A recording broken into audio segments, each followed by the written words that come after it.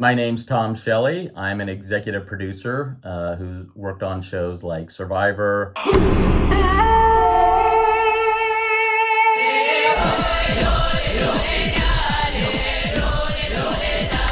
Survivor was very interesting because we were making a show that really hadn't been done before, and we weren't really sure how to do it. We kind of just went out to Borneo with a few people on the crew and had what we thought was a good idea that was originally a Dutch show, and we adapted it for an American audience, and it was quite an adventure being out in the jungle, hoping that this series would work in sort of a cinema verite way that the American audiences would like, and it was quite a challenge, but it was a lot of fun.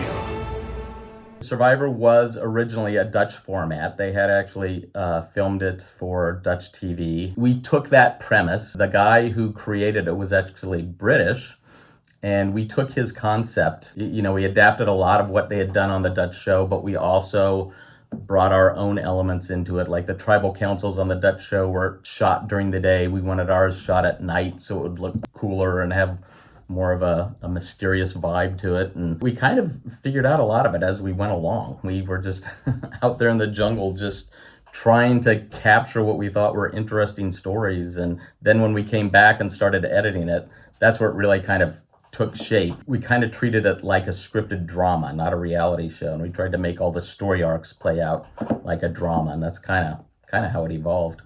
We filmed for 39 days straight, and we were shooting 24 hours a day. We had to rotate crews. We had night crews and we had day crews, and some of the producers and camera people were out there, on the beaches in the middle of the night, and some of us were out there during the day, and we just rotated crews and went through the 39 days. And it was when you're shooting nonstop like that for 39 days, it's tiring, but we kind of got that system down, figuring out, from that how many crews we needed over how many shifts and all that, and it got easier in the second season. When we were in Borneo, the first season, we were staying in these little cabins, and they had these tin roofs on them, and there were these monkeys all over the island, and they discovered that they liked the sound of when they'd throw rocks onto the tin roofs, and every morning at 5:30 nonstop, these monkeys would just start throwing these rocks, and you just wake up to this bang, bang, bang every morning.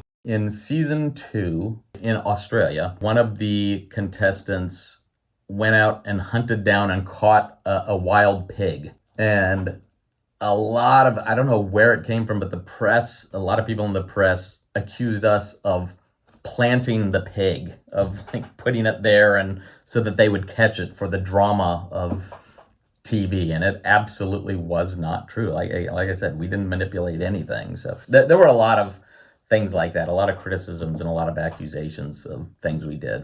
It didn't offend me that people thought Survivor was fixed. Look, a lot of reality shows, they do manipulate, what's going on. If it's not a game show, if they're not giving away a prize, then the producers on some of those shows step in and try and stir up the drama. We were just secure with the fact that we knew we weren't doing that. We knew that we had standards and practices looking over our shoulders from the network, and we felt like we had enough of an audience that liked the show. Whenever we talked to the press, we'd make that clear that no, we didn't manipulate things. And of course, we had the contestants themselves who, when they'd be interviewed, they would say that no, we didn't manipulate things. So it's always tough to hear criticism, but you just let it roll off your back.